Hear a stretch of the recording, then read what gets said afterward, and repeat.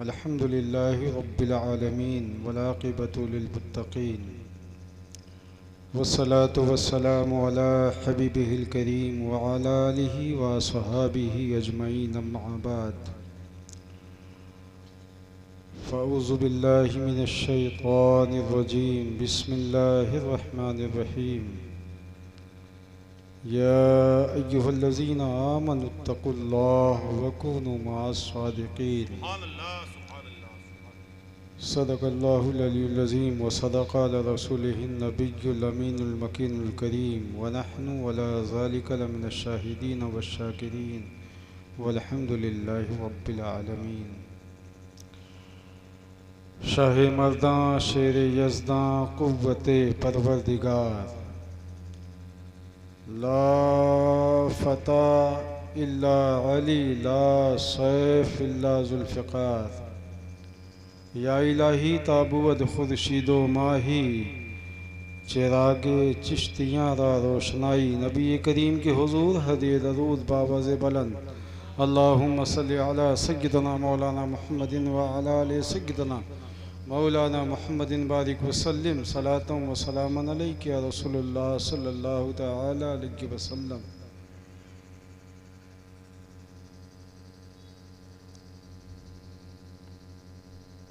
हज़रात मोहतरम,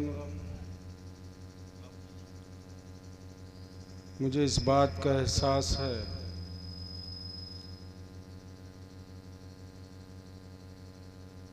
कि इस ठंड में काफ़ी देर से हम और आप बैठे हुए हैं, जिसमें आपने बेहतरीन खुतबा की खिताबत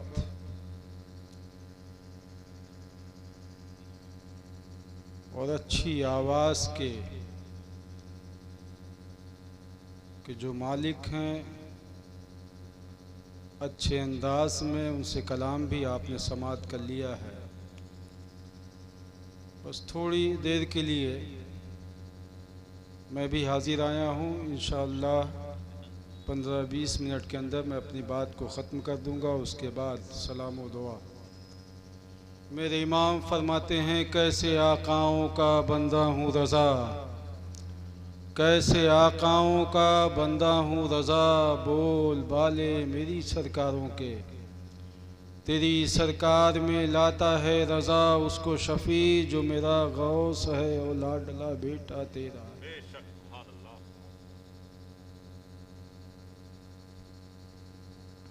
हज़रात मोहतरम, अल्लाह का फ़ज़ल उसका करम है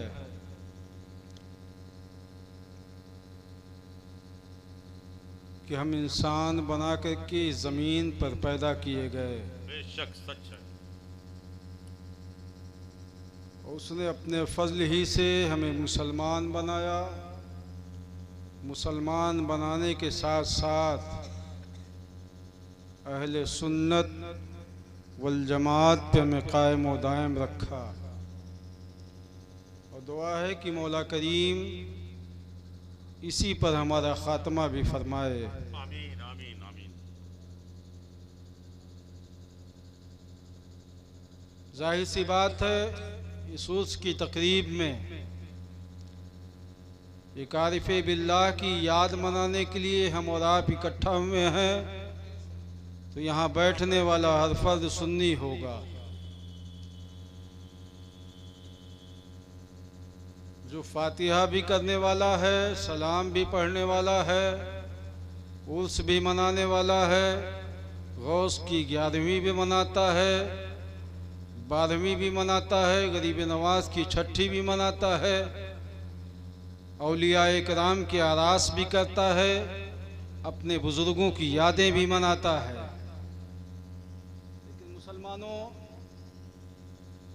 मैं ये नहीं कहता कि ये सब चीज़ें गलत हैं, ये सब चीज़ें ज़रूरी हैं, लेकिन इनसे ज़्यादा कुछ और चीज़ें हैं जो आपके लिए बहुत ज़रूरी हैं।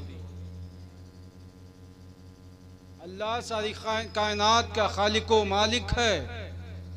अल्लाह ही ने ज़मीन पैदा किया है, आसमान पैदा किया है, अल्लाह ही ने सूरज को पैदा किया है, अल्लाह ही ने चांद को बनाया है, अल्लाह ही ने सितारों को बनाया है, अल्लाह ही ने दरिया को बनाया है, अल्लाह ही ने पहाड़ को बनाया है, अल्लाह ही ने पेड़ों को बनाया है, अल्लाह ही ने ज़मीन के ज़र्रात को बनाया है, अल्लाह ही ने चींटियों को बनाया है, अल्लाह ही ने इंसानों को भी बनाया है, जिन्नों को भी बनाया है। इस कायनात में जितनी भी मखलूक पाई जाती है सबका बनाने वाला अल्लाह ही है। और अल्लाह ने किसी चीज को बेमकसद नहीं पैदा किया। चांद को पैदा किया तो उसका एक मकसद है, सूरज को बनाया तो उसका एक मकसद है, जमीन को बनाया तो उसका एक मकसद है, आसमान को बनाया तो उसका एक मकसद है, दरिया को बनाया तो एक मकसद है, पहाड़ को बनाया तो एक मकसद है, पेड़ों को बनाया तो एक मकसद है, हवाओं को बनाया तो एक मकसद है। गर्ज की उसने एक चींटी भी बनाया है तो चींटी के पैदा करने का भी एक मकसद है। अल्लाह ने आपको भी बनाया है तो किसी न किसी मकसद के तहत बनाया होगा।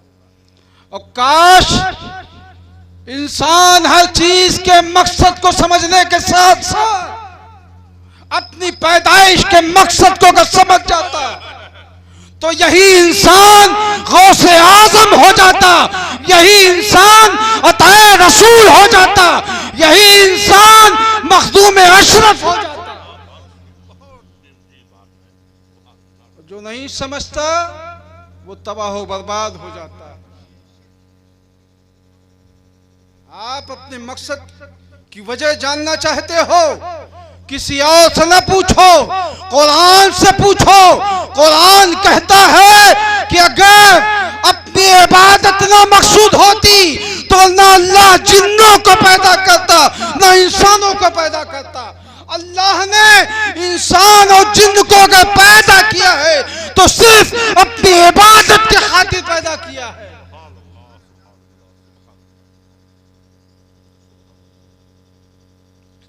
क्या पता चला?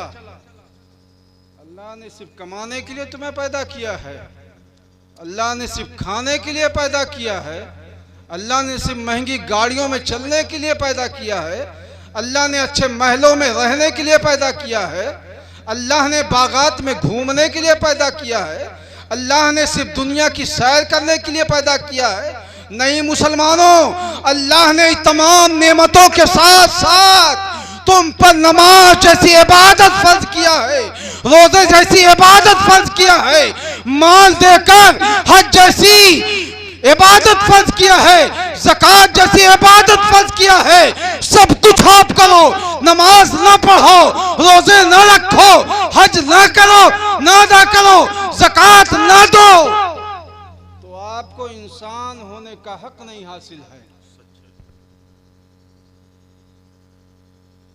कितने लोग हैं जो इस मिलाद में बैठे हुए हैं, वो ये सब कुछ करते हैं। 2-4 लोग होंगे जिनसे मस्जिदें आबाद होंगी। मुसलमानों, किसी और का अकीदा हो या ना हो, हर मुसलमान का अकीदा है कि मुझे मरना है और मरने के बाद हश्र के मैदान में मुझे पेश होना है, जहां मुझे अपने आमाल का हिसाब किताब देना। फिर क्यों आप दुनिया की चक्कर में सब कुछ भूल बैठे हो? 11 ही तो आपको याद है।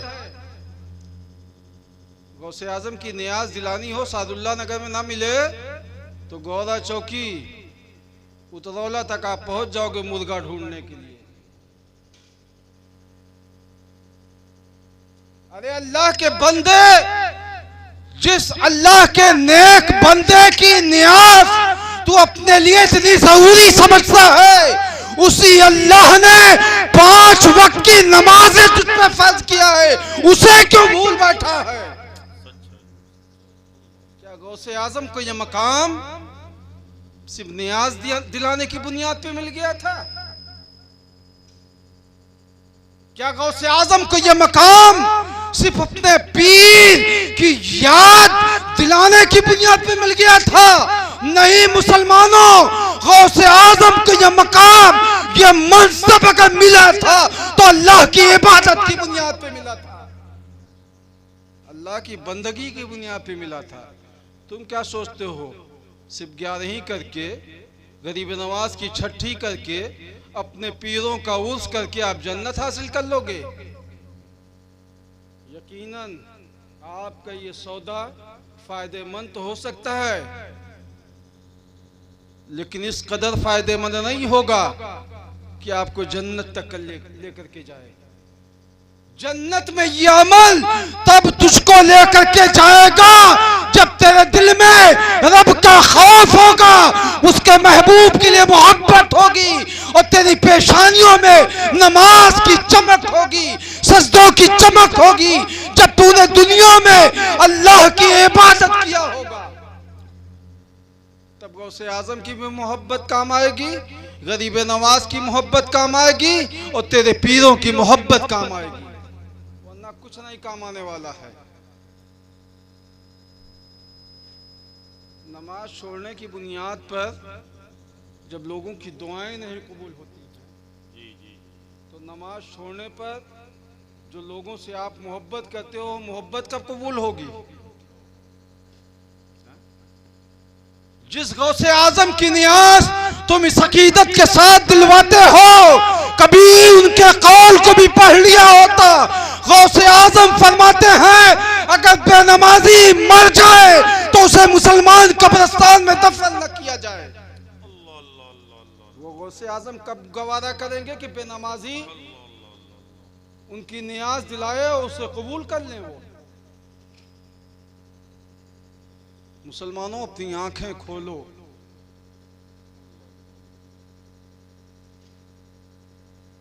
60 साल 70 साल से आप यही सुनते आ रहे हो, फलां से मोहब्बत करो जन्नती हो जाओगे, फलां का दामन थाम लो जन्नती हो जाओगे। जन्नत इतनी आसान नहीं है जितनी लोगों ने आसान बना दिया।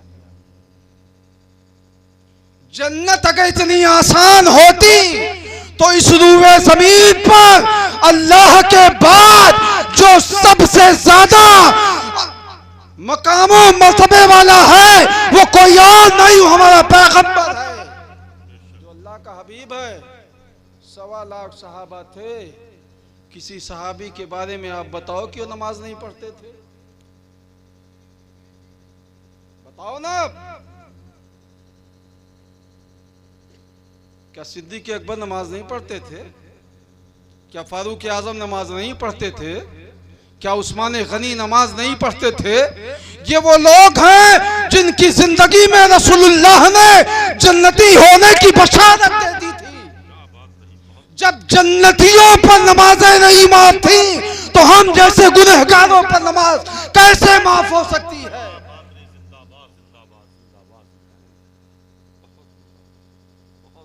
जो रसूलुल्लाह की मज़ार पे फूल चढ़ाए उसके लिए नमाज माफ ना हो तो दूसरों की मज़ारों पे फूल चढ़ाने वाले पे नमाज कब माफ हो जाएगी?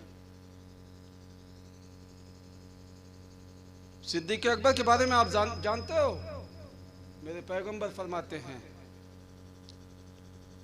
तमाम अंबिया और मुरसलीन के बाद इस रुए जमीन पर जो सबसे अफजल तरीन जात है वो मेरे अबू बकर सिद्दीक की है।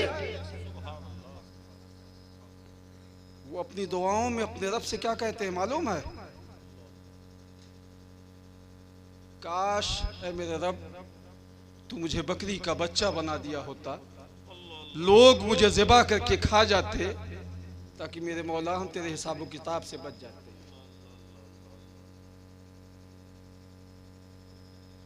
मुसलमानों कहाँ हज़रत अबू बकर सिद्दीक है और कहाँ हम और आप,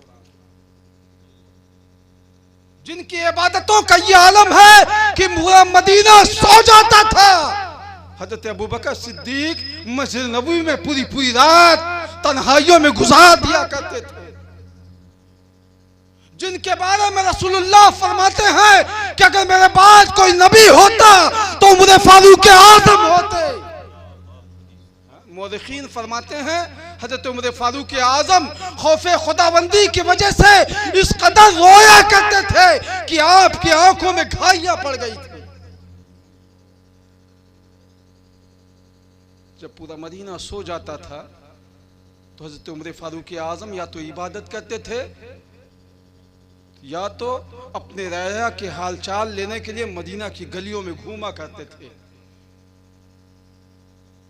कहीं कोई भूखा तो नहीं सो गया है, कोई बच्चा दूध की वजह से रो तो नहीं रहा है, कोई बेवा बिलक तो नहीं रही है। जिनके आमाल इतने बुलंद हो फिर भी वो अल्लाह के खौफ से ज़ारो किताब अल्लाह की बारगाह में रोए, गिड़गिड़ाए, जिनके मकाम, जिनके मर्तबे इतने बुलंद हो, जिनकी इबादतों का ये हाल हो, आज हम अपने आप को क्या समझ बैठे हैं? 5 वक्त की नमाजों को तो ऐसे छोड़ दिया है जैसे इन पर फर्ज ही न किया गया हो। हफ्ते में सिर्फ एक नमाज याद है, जुमा पढ़नी है।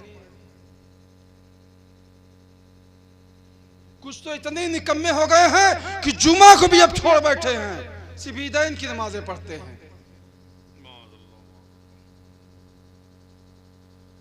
मेरे पैगंबर ने फरमाया है जो एक वक्त की नमाज जानबूझकर छोड़े कई हजार बरस तक उसे जहन्नम के सबसे निचले तबके में रखा जाएगा। आपने क्या सोच रखा है? सिर्फ पीरों के दामन से वाबस्ता होकर के आपको जन्नत मिल जाएगी? आपने क्या सोच रखा है? सिर्फ गौसे आजम की नियाज दिला करके अल्लाह की जहन्नम से बच जाओगे? आपने क्या सोच रखा है? सब पीरों को मोटी मोटी गड्डियां दे करके अल्लाह के अजाब से आप बच जाओगे?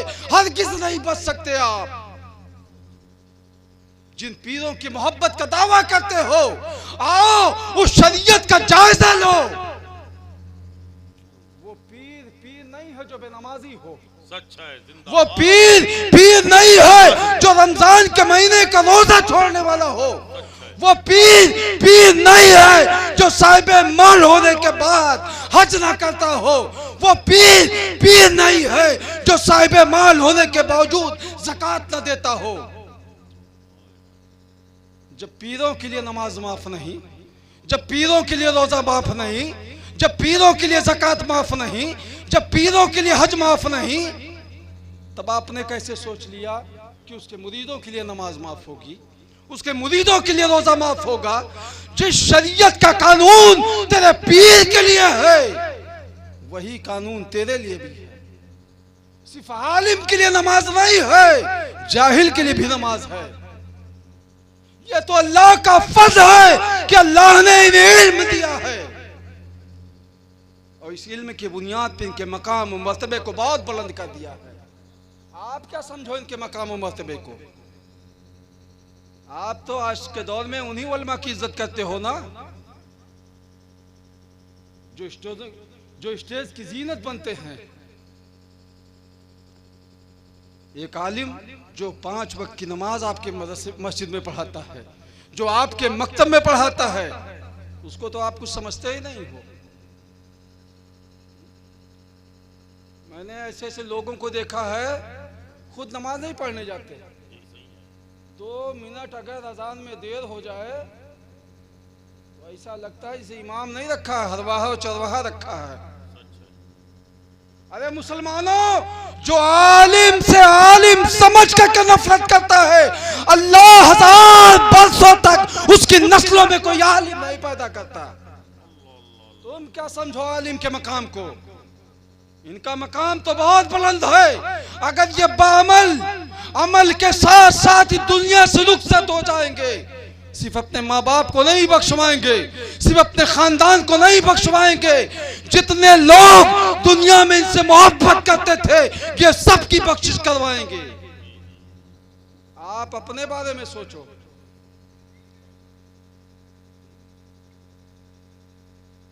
आलिम के मकाम और हाफिज के मकाम को आप जानना चाहते हो? एक बच्चा जो चंद साल का है, जब आप उसे मकतब में दाखिल करते हो उसके उस्ताद ने अभी पूरी कुरान नहीं पढ़ाई है, सिर्फ बिस्मिल्लाह का बे पढ़ाया है। वल्मा फरमाते हैं जिसने बिस्मिल्लाह की बे पढ़ी वो मदरसे से बाहर निकला, कब्रिस्तान से गुजर गया। अल्लाह उस कब्रिस्तान में जितने मुर्दे सोए हैं, जिन कब्रों पर उसका अज़ाब हो रहा होता है, अल्लाह उसके कदमों की बरकत से उस मुर्दों के अज़ाब को उठा लेता है। जिसने पूरी कुरान पढ़ लिया हो, जिसने रसूलुल्लाह की तमाम हदीस को पढ़ लिया हो, जिसने शरीयत को पढ़ लिया हो, अल्लाह ने उसके मकाम को कितना बुलंद किया हो। आप इनकी इज्जत न करो तो इनकी इज्जत में कोई कमी नहीं आने वाली है। आप इनकी इज्जत करके अपने मकाम मर्तबे को बढ़ाते हो। तो लोगों, अपने वलमा की इज्जत किया करो, वो कहीं का भी हो, आपके गांव का हो, आपके आबादी के बाहर का हो, दूसरे शहर का हो, बस शर्त यह है कि अहले सुन्नत वल जमात से उसका ताल्लुक हो। वो आपके लिए जरूरी है कि आप उसका अदब करें। कोई भी पीर हो, किसी भी खानवादे का हो, सबका अदब करना आपके लिए जरूरी है।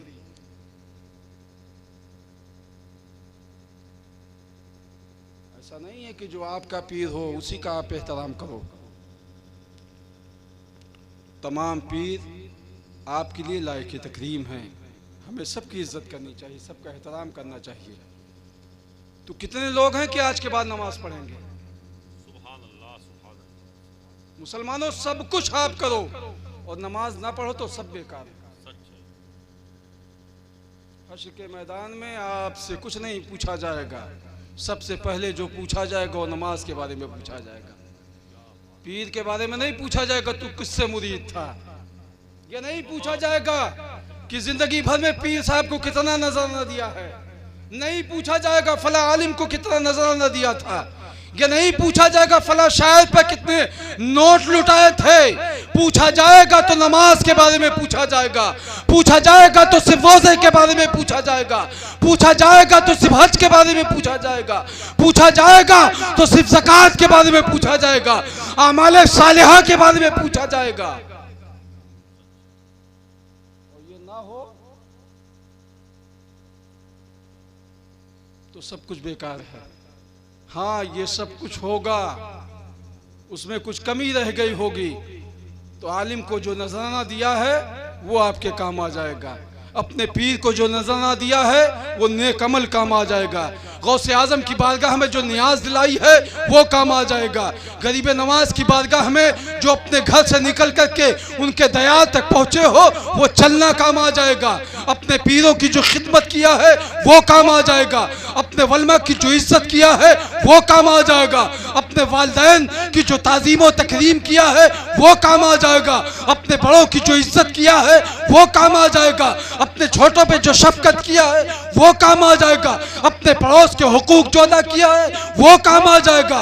जिन पर तुम्हारे हुकूक तुम पर वाजिबो फर्ज किए गए थे उसको अदा कर दिया है वो काम आएंगे। कब काम आएंगे? जब अल्लाह की इबादतें किया होगा, जब अल्लाह की बंदगी किया होगा, तब ये अमाल आपके काम आएंगे। अल्लाह ने जिन इबादतों को आप पे फर्ज किया है कुछ भी नहीं किया है और ये सब कुछ लेकर के जाओ, कुछ नहीं काम आएगा।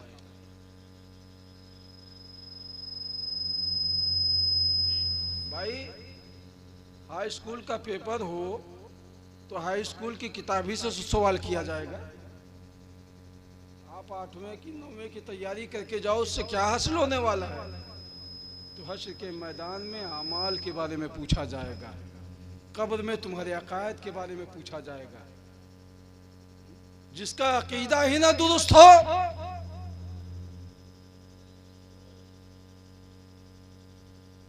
तो उसके लिए हश्र सब बेकार है। कुछ भी पूछा जाए, अमाल के गट्ठर हो उसके पास, कुछ नहीं काम आएगा।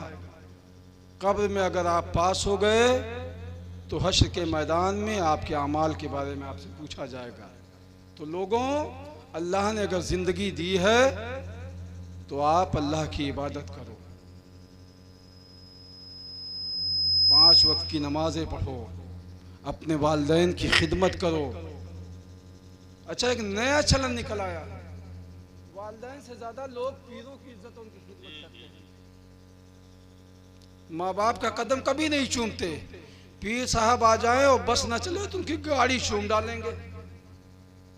ये किसने बता दिया आपको? पीर लायके तकरीम है, लेकिन दुनिया में जो सबसे बड़ा पीर है तेरे लिए वो तेरे वालिदैन है। किसी आलिम ने आपको ये बताया हो कि तेरे पीर के कदमों के लिए नीचे तेरी जन्नत हो तो मुझे बताओ।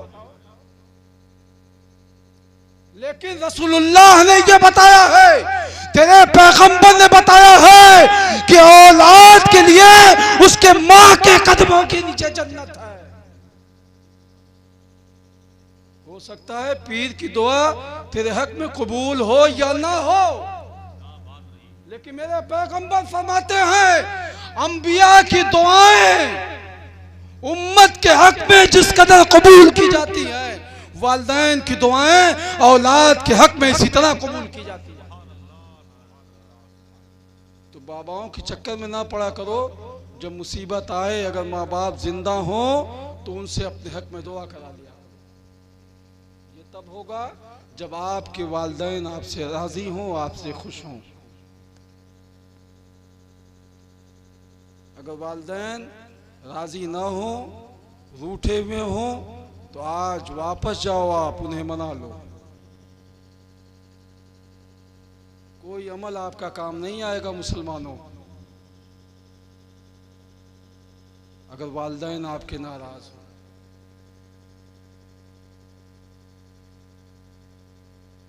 वालिदैन बहुत अजीम तरीन चीज का नाम है। अल्लाह की तमाम नेमतों में उसके पैगंबर के बाद जो सबसे अजीम नेमत है आपके पास, वो आपके माँ बाप की शक्ल में है। इनकी जितनी खिदमत कर लो, इनका जितना एहतराम कर लो, कम है तुम्हारे लिए।